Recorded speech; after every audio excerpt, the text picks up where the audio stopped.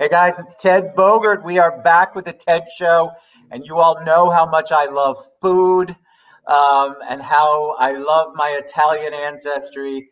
And now I'm going to get to talk about both of those with these two beautiful people. It's Jeff and Isabella di Morgia. No, Jeff and Isabella Morgia, and I put it in the wrong order. But I'll let you say it. Pronounce it for me. Say it, Isabella. Isabella Morgia di Vicari and Jeffrey Morgia. I make him say his middle name. Oh, what's his middle name? Say it again. Jere. Jere. Jere. Yes. It's actually Ted. God bless you. I'm just so excited. You guys are so amazing, full of energy. I love your restaurant. I love the title of the show. You know I had to promote the heck out of that. We have more than just balls, because the Meatball Stop is an amazing place in Orlando. It's got a great history, some great owners who you're talking to right now. And the food, it's delicious. And the meatball selections, of course, it wouldn't be called the Meatball Stop if you didn't get a lot of options there. So welcome, you two. I'm so excited we finally are doing this. Thank you, Ted. Grazie, Ted. Grazie. See, I'm going to be totally distracted when you speak. That's my job, babe. It's right. I love, but you know what's great? So let's talk a little bit. I want to do origin story, but one of the things that I definitely want the audience to know we'll talk about is we talked before we went live, your pivoting, your ability to figure out what you were going to try to do to be different or shift during the pandemic when a lot of restaurants didn't know what to do. They had no idea how to do it or the resources or the wherewithal because panic set in. And so I want everyone to know about that. But before we take a deep dive into that, tell them a little bit about you guys. People want to know history. They want to know, how you guys met and, that fun stuff. So welcome and tell us a little bit about you. Oh man, he wants that story. That story might not be the right rating. Oh yes, it is, and I'm going to tell it. Bring it. I will tell you, it was almost 12 years ago. It was May the 28th, 2008. I was actually catering. All right, it was Isabella's Bella Cucina back then for a mutual friend, and I was doing my thing, looking a little sexy. He even remembers what I was wearing. What does that tell you? Okay. All right. And I was there, and it was wonderful because I had this beautiful little boy. His name is Aaron, who came up to the table, and all the kids are eating at the kids' table, which I told Mary, don't be bringing that food on my table, right? That kid stuff. No, right? But all the kids were on the other table, but this little boy named Aaron. And Aaron was at the adult table eating the bruschetta and the caponata. And he's talking to me, and I'm thinking, who in the world raised this child, right? And I thought, oh, what a sweet boy. He goes off. Later on during the evening, he actually comes up to me and he says, Miss Isabella, you thirsty? And I go, oh, yes. He runs and he grabs me, not un bicchiere di vino, not a glass of vino. And yes, this is an Italian show. We can't do it without the vino, okay? So he brings me a soda, a glass of ice. He opens it up. He pours it in the glass for me, all right? And I said, stop right there. I said, excuse me, would you happen to have a uncle or a big brother or an uncle or something? Madonna mia, I should have said grandfather or something to this kid, all right? Not big brother or uncle. And as I was speaking to this little boy, guess who walks up? Mr. Jeff. Jeff walks up. And did you ever hear the saying of walking into an Italian buzzsaw? That's so mean. Right? With love. And I thought he set this whole thing up because I looked at him and I thought, you dog, you. Beautiful little boy to talk to me. So you knew that was your opportunity to come up. Long story short, Jeff and I talked all night long about food and familia. All right. And the rest is history. September. You never shared who Aaron is. Oh, my God. He wasn't some random boy at the party. Aaron is Jeffy's. He was Jeffy's See, Jeffy bonded him, and I rebonded him. I thought I meant him. Okay, thank you. I am now the proud mama of this beautiful little boy who's now going to be 25 years old. Wow. Yes. And so anyway, yes, Aaron was the icing on the cake, because any man that had full custody of this child and raised him like that, I'd be a fool not to be with him. And here I am today. I didn't know that story. That's beautiful. Thank Jeff, you. what's your thoughts? Did you tell it perfectly? Yeah, I don't think she could have shared it any better. I mean, it was completely random and certainly unstaged. I mean, Aaron just saw someone who looked like she was working and was thirsty, I guess. He certainly wasn't prompted to do any of it. What does Aaron say now? I mean, I know we're getting off topic, but I love this story. What has Aaron said since then? Like, does he remember it the same way? Aaron has a very strong memory. If you were to ask him, he'd remember it the same way. Except one thing, okay? What's that? Well, he does remember that I ruined his Alaska trip, okay? Because a week later, Jeffy goes to Alaska, his very first trip with Aaron on a cruise, all right? And Jeffy, when they docked at Juneau, Jeffy refused to get off because he didn't have signal, because he had to talk to me. And he says, Mom, I'll never forgive you, because we couldn't get off at that moment because Daddy had to talk to you first, all right? So Mark. I love that story. I did not know that, but that is kismet. That is meant to be. All right. So, Jeff, did you have a background in food as well? I mean, what was?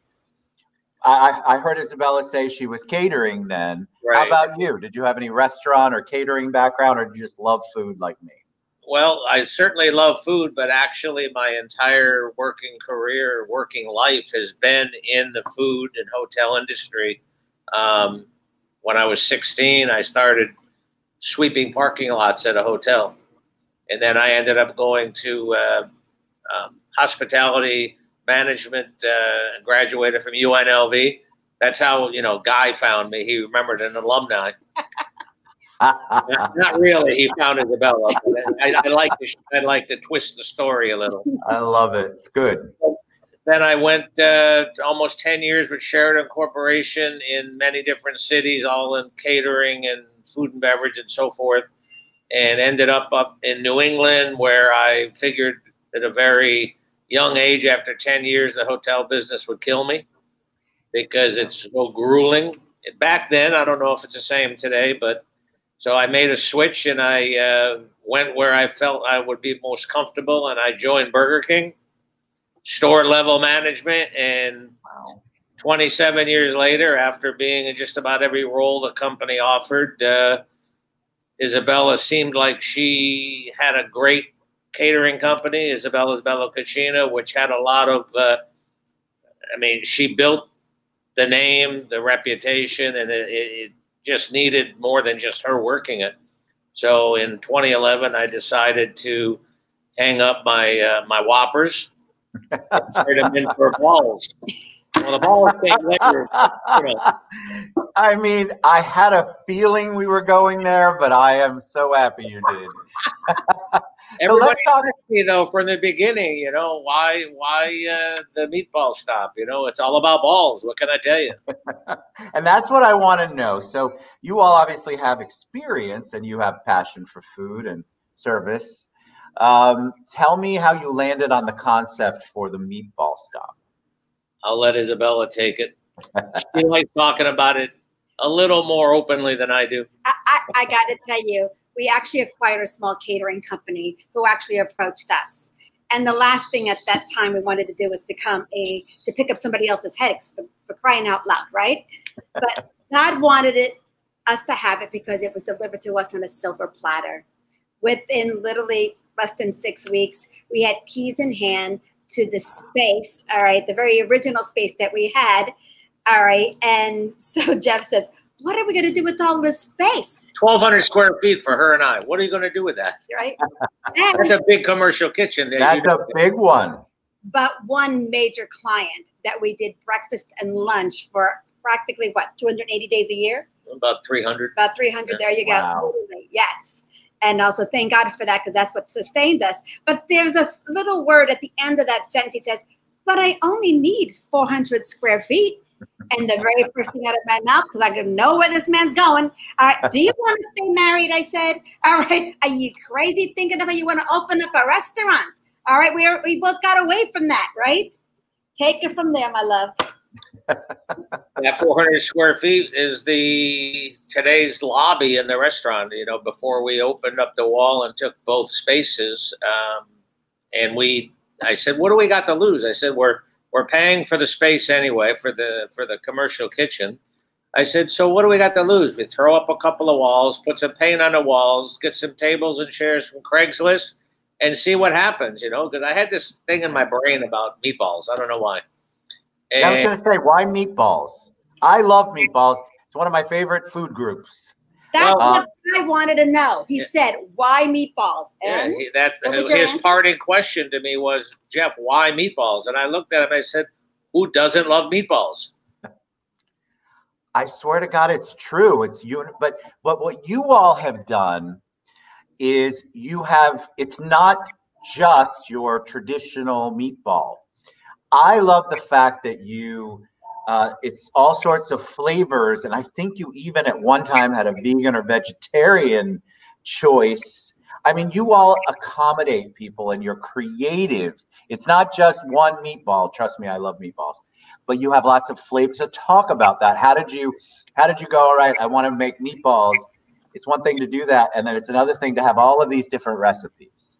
Well, we started with the basics of who we are and our background. So when you think about an Italian restaurant, a traditional Italian restaurant, they all have a traditional meatball. They have chicken marsala, chicken parmigiana, sausage, pepper, and onions, right? So he says, okay, we need to take those flavors, exact flavors, and turn them into a meatball. And that's exactly where we started. Of course, the numero uno, of course, is nonna's traditional meatball. All right. Then we had a chicken marsala meatball. But while we were making chicken, we thought, but wait a minute, what other chicken flavors out there that we love?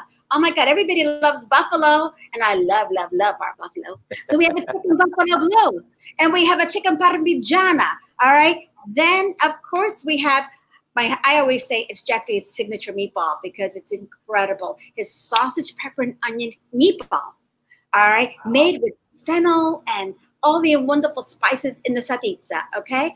And not only do we serve it in a white wine, all right, with peppers and onions on the top, we also now give it a new little twist, and we serve the meatball with creamy provolone. No more afraid of in my house, baby. We have creamy provolone, okay? Then, yes, of course, there are vegetarians out there. So we said, okay, we have to do a vegetarian ball, right? And we created this amazing vegetarian meatball. All right. And from there, we had a spicy pork ball. All right. Then what else am I missing, honey? Oh, Madonna mia, the crab ball. Oh my gosh, a crab ball. And then we're sitting in the restaurant and Jeff said, we need a Florida ball. I go, what's a Florida ball? And the customer behind us, who was he actually says, a gator. I go, gator? I said, there's no gator in my house. We said, no gator meatball. There's going to be no gator on this menu. Because my only perception of gator was this tough, chewy gator tail. Yeah. So he said, oh, you know, so what? I'll give you a sample. You can see what you can do with it. It broke my food processor what he gave me. Literally. So it took me three times with him back and forth because it had to be finely ground.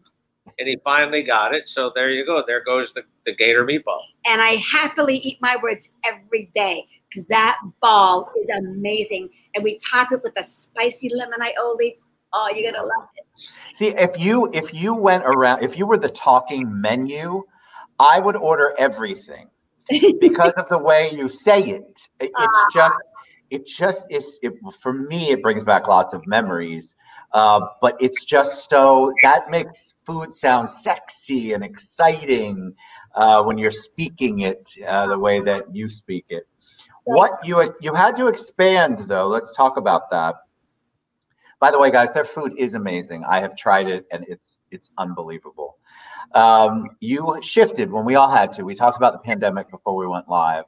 you guys had to pivot. We all had to pivot as a restaurant where nobody was coming out anymore for the time at that time. You all shifted. Talk a little bit about the process of you kind of deciding what else you wanted to do. Well, I think when the dining rooms were shut down, and I'll never forget the date, and it's not because it's a major Irish holiday, but March 17th, St. Patrick's Day, is when the governor shut the dining rooms down. And you're worrying about that. And we were sitting, Isabella and I were sitting right up in the area that we are now, that's now the market. And I looked at her, as serious as I could be. And I said, this is like, what, 2.5 weeks into it, something like that. I looked at her, I said, Isabella, if we don't come up with some way or other ways to reinvent what we do, not who we are, reinvent what we do and never losing our identity and who we are, I said, I don't think we're going to make it. I mean, at that point, we were 75% down in sales. Scary. Wow. This isn't a garden food concept here where you've got millions and millions. You could give away 70% of it. I mean, you might as well lock the doors at 75% down. So Isabella had a description of, we're sitting here, and she says, all of a sudden, Jeff's head started to explode with ideas. Let me tell you something, okay? When you put this man up against the wall, things happen, okay? And all of a sudden, I can't tell you when I saw him this excited. I mean, literally. And before you know it, all right, he is now literally painting the entire restaurant, changing the whole color scheme on his own, all right, by himself. All right. Wow. I'm just saying, you missed the spot over there, honey. But I said that before. I said, don't you have some meatballs to make? Yeah. rolling, right? And then from the painting, all of us, it is, we need to do. I said, we need to bring in 2 brands or partner up with people in our community that people know and love and respect. And that all is from his Burger King days. Tell the story, honey, remember? Yeah, please. What I reached back was, I shared with Isabella, I said, the many lessons I learned in the different roles, but the number one thing was they always found a way to co-market and partner with a strongly recognized, successful brand. And I remembered the times when we sold Snickers ice cream bars in the restaurant. And I said, that's what we need to do. We've painted, we've added the grab and go, we've let's get the marchetta going. I said, we need to come up with a couple of name or locally recognized brands, that we can bring in that people recognize, because the success factor is already there. We hopefully just have to bring it in and let people come in to get it. So we're thinking, what do we need? And I was thinking, we need chocolate, okay? Oh, chocolate. Yeah. Gotta say with your hands. I love it. We do. And I thought, oh my gosh, who do we have in Orlando, right? And of course, I was actually on the phone with somebody that we know very well, Julie Casey. All right, she goes, Peter Brooks. I go, yes, Peter Brooks. I go, but who is he? Do you know him? Is there a Peter Brooks in this town besides the brand? She goes, I know them very well. And I'm going to introduce you to Kevin and Jamie. All right, and before you know it. And I said to Kevin, check this out. I said, Kevin, I need 2 things before we even get to first base, okay? I need you to make me chocolate meatballs, because we got all these other meatballs, but we don't have chocolate meatballs. And I said, one has to be vegan. And he made us an amaretto almond dark chocolate truffle with the white chocolate drizzle. Oh, Madonna mia, it's so delicious. And for our lovely vegan community, he created a dark chocolate espresso truffle. Amazing, absolutely amazing.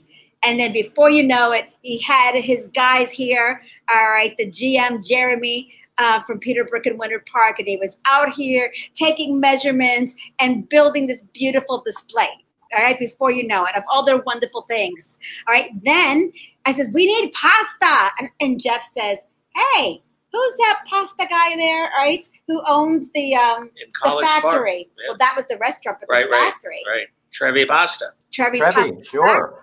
Well, the restaurant was Trevi. but we actually have partnered up with the factory itself. All right, so he is incredible, and they have given us the first class product that everyone loves. And now when you come to the Meatball Stop, anything that says pasta on the menu, you can substitute it and interchange it with the parpadella, the gnocchi, the wild mushroom ravioli, the quattro formaggi ravioli, all right, the linguine. Oh my gosh, what did did I say gnocchi? I did say gnocchi. I don't know, but I was starving thinking about all this. The tortellini, the quattro formaggi tortellini. Oh my gosh, they're so delicioso. Ted, it was fun. I know. Now I want nothing but that. That's gonna happen. Somebody, it's funny. Somebody, hey Christina, she said chocolate meatballs. So yes, I love that concept. I love that you all thought to partner with other people. The collaborative spirit, I think, is what helps so many places stay in business and shift. Because it's one thing to shift or add a marchetta, but it's another thing when you want to be more collaborative, because then everybody's coming together and you get all the energy and the databases from everyone. So it's just it's such a positive thing. So I see gelato back there. So you have a market that people can come in and buy things. Not only can they buy, obviously, the meatballs there, but in the grab and go, for example, like I make my nonna's, her famous antipasto dish that she made every time. She would make melanzana sotto l'olio. All right, it actually means the eggplant underneath the oil, but what it actually is pickled eggplant with garlic and herbs and crushed red. Honey, you like a kid, you're gonna love it. Okay, I made 4 gallons, baby, and I only got 3 containers left, so you better get over here and pick the last 2, because it doesn't take overnight to get it, all right, or to make it. So we have that, and the cheeses, and then we have some wonderful imported beverages that we haven't had, and these are non-alcoholic beverages. You see, we have this wonderful bottle of Sole, not Sol, Sole, as it's pronounced, okay? And it's the sparkling and the flat water. We have, a wonderful vinegar. It is a raspberry vinconto, all right? And that is like, as you have a balsamic drizzle, this is a raspberry drizzle. It is so much sexier. So much sexy. Well, the way you all talk, it's all sexy. I mean, who wouldn't want to be there? I had a couple of questions before we went live, and so I have to at least ask one. I'd be remiss if I didn't mention diners, drive-ins, and dives. What was that experience like? What do you say, Jeff? What little hair I have stood up like his. I don't think I ever worked so hard in my life. When it was done, I told Isabella it was 19 hours worth of taping, and I told her at the end of that, I've never been so mentally exhausted in my life. And it was the best decision we've made Absolutely. Over the past years. A lot of fun, I got to tell you. I love that. How did he get to you? So actually, people say, we have customers when they found out, they go, it was because of me, because I wrote to Guy. I texted him, I sent him an email. I told him he had to come out there. And the very first thing that I did when the producer called, all right, it was a Monday evening, I'll never forget it, all right, and she says, Isabella, and she goes, hi, I'm Sandra with Triple D, and she goes, it's my job to find out, are you who you say you are? And I said, how much time you got? All right, that's how we started, all right, and before you know it, and then she said, I got 2 more questions for you. Number 1, these are the deal breakers too. Are you willing to shut your restaurant down for 2 full days? I almost went, 2 full days? You want to put me out of business again before I even get there. She goes, I promise you, you will never regret the day that you let Guy Fieri and the best production team in your cucina. And I will tell you, bar none, Guy Fieri, almost 4 years ago, put us on the map. And not only on the map to this day, all right, because they still run our segments, but we are now, all right, in the top, we're in the top 24 and actually probably even higher than that. Guy Fieri has a contest, America's favorite Triple D. All right, and and everyone's customers who were interested had to make a tape of why that restaurant was so special. And Guy chose one of our customers. All right, her name is Peg. All right, and you'll go to our Facebook page and you'll see Peg's video. It is so heartfelt and why she wanted us and why she loves our restaurant and the two of us and so forth. And so we are now, to my knowledge, in the top. Do I say it? Maybe 6. I love it, Jeff.